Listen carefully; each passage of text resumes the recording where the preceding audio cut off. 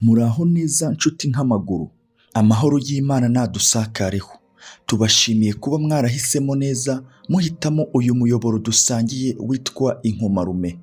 Uyu ni umwanya mwiza wo gusogongera ku mateka y'u Rwanda binyuze mu ngeri zitandukanye z'ubuvanganzo, ubwiru, ubucurabwenge, insigamigani, ibisigo, ibyegeranyo ndetse n'ibitekerezo.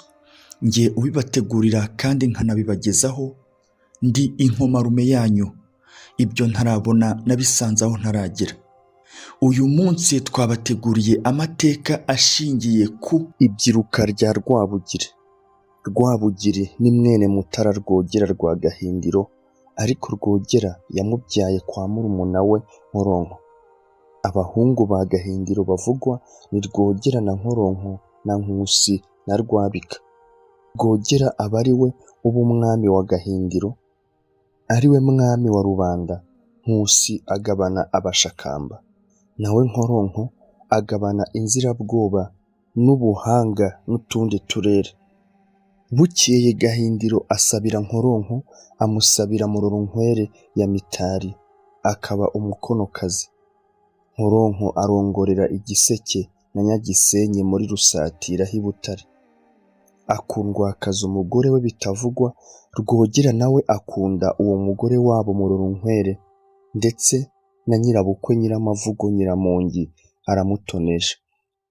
Rwogera nawe amaze kurongora akajya ahana ingo na Nkoronko, ariko Nkoronko aza kurwara ibinyoro, yiha akato ava mu bandi no mu ngo ze, agira ngo atazagira uwo yanduza uwo muze. Ibyo binyoro yabimaranye igihe kirekire.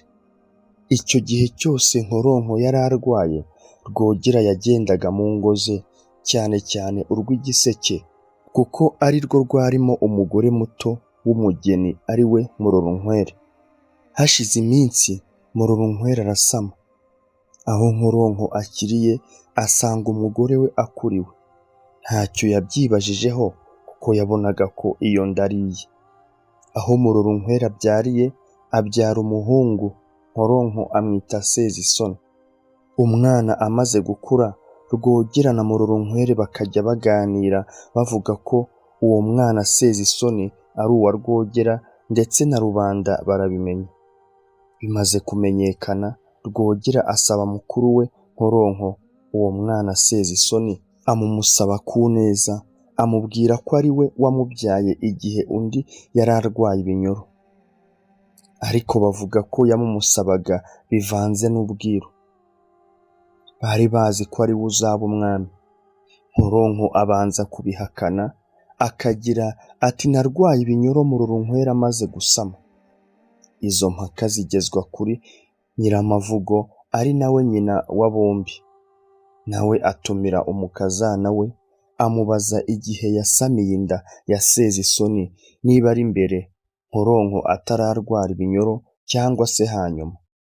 Murorunkwere asubiza nyirabukwe ko yasamye inda ya Sezisoni Nkoronko arwaye ibinyoro, ndetse abimaranye iminsi. Umugabekazi amaze kumva igisubizo cy'umukazana we, ahamagaza abahungu be, ababwira uko yabajije Murorunkwere n'uko yamushubije. Abwira Nkoronko ati namenye ko umugore wawe yasamye inda ya Sezisoni wararwaye ibinyoro, kandi nabibwiwe n'umugore wawe. Niba utanga umwana, muhe Rwogera cyangwa se umumwime, ariko ni we se.